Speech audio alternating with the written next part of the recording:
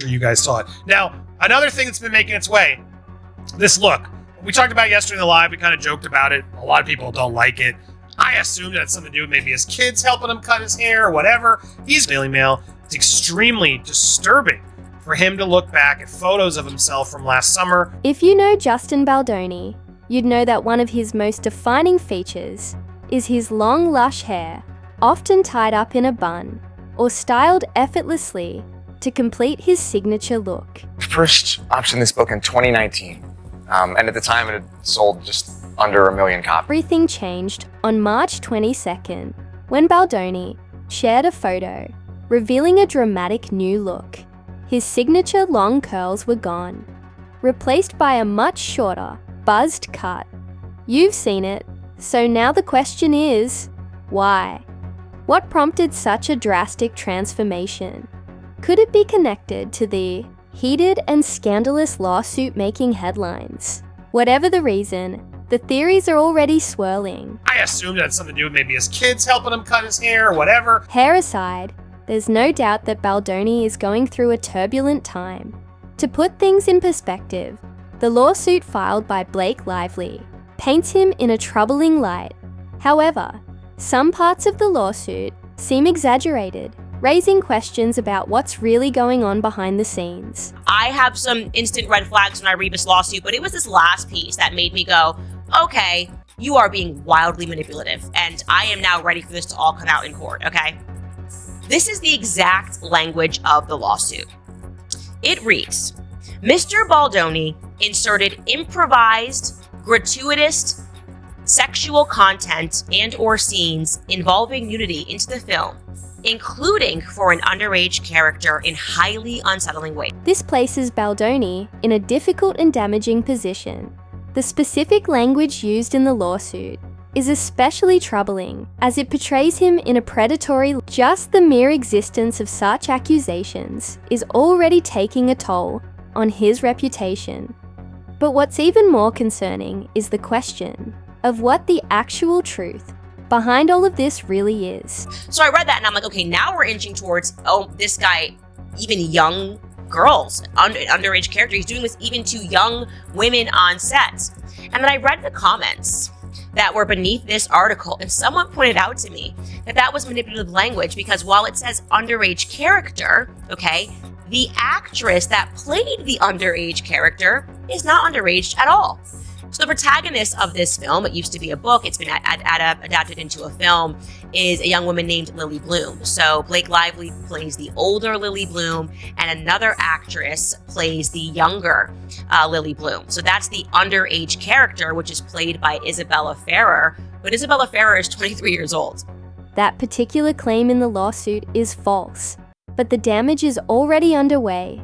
Baldoni's name and reputation are hanging in the balance, and the trial hasn't even officially begun, yet his image is already being dragged through the mud. So just by putting that in the lawsuit and knowing that not everybody has seen this film, not everybody has read the book, and even if they have, they don't know how old Isabella Ferrer is, it was a way to make it sound like Justin Baldoni, again, was this huge creep. It almost feels intentional, as if the goal is to ruin his name and dismantle everything he's worked so hard to build.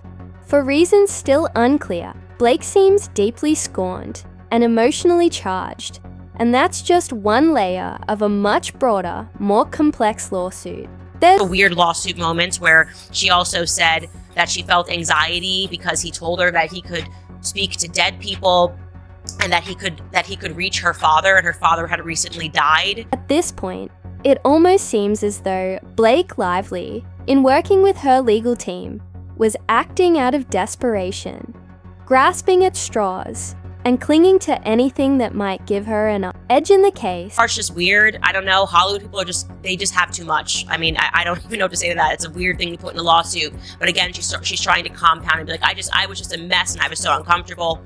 All of this has likely taken a serious toll on Justin, and may very well have influenced his drastic new look. But even before that, in the wake of Blake's lawsuit, he didn't remain silent. Because then Justin Baldoni responded in a very big way to this lawsuit. 11 days later, On December 31st, Justin Baldoni filed a $250 million lawsuit, okay, against the New York Times for libel. And let me tell you, he fully brought some receipts by releasing personal text messages between him and Blake Lively that painted an entire... He spoke out in an effort to clear his name and prove he wasn't the monster Blake portrayed him as, in her lawsuit. As brave and calculated as that move was, it quickly became clear that the media wasn't on his side. Even when he shared receipts to support his claim, coverage remained noticeably biased. He basically is saying the New York Times intentionally pick and chose certain emails without providing their full context. Like in one email, she's trying to say that they inserted and planted this article which said that her career was over, but they left out the portions of the email which made it very clear that they were being sarcastic, and that what actually happened was that he hired a PR crisis team because Blake Lively was being such a monster and dropping these things in the press. And so they were planning to go to battle if she kept going, but they never actually ended up having to go to battle because the public ended up hating her based on her old interviews. And they have proof that they had nothing to do with that article happening. And so they were just laughing behind the scenes at like, oh, well, I guess I did a great job here because we don't have to do anything. People are seeing through Blake Lively. Another damaging claim in Blake's lawsuit was that Baldoni entered her trailer while she was breastfeeding, further painting him as a creep. However, in his receipts, he provided evidence that he had actually been invited into her trailer by Blake herself. Also countering another allegation that he was actually invited into Blake Lively's trailer, he dropped the text message receipts while she was breastfeeding. He attached a screenshot of a conversation in which she said to him, "I'm pumping in my trailer if you want to work out our lines." He responded to her, "Copy, eating with the crew and I will head that way." Blake Lively had no problem casually inviting her co-star into her trailer while she was breastfeeding, almost as if it wasn't a big deal. But when he actually showed up, the narrative shifted.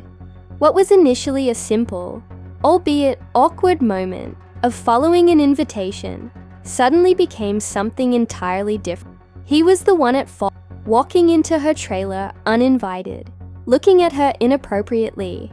The way she framed it, you'd think he had violated some boundary. But here's the reality. He hadn't wandered in uninvited.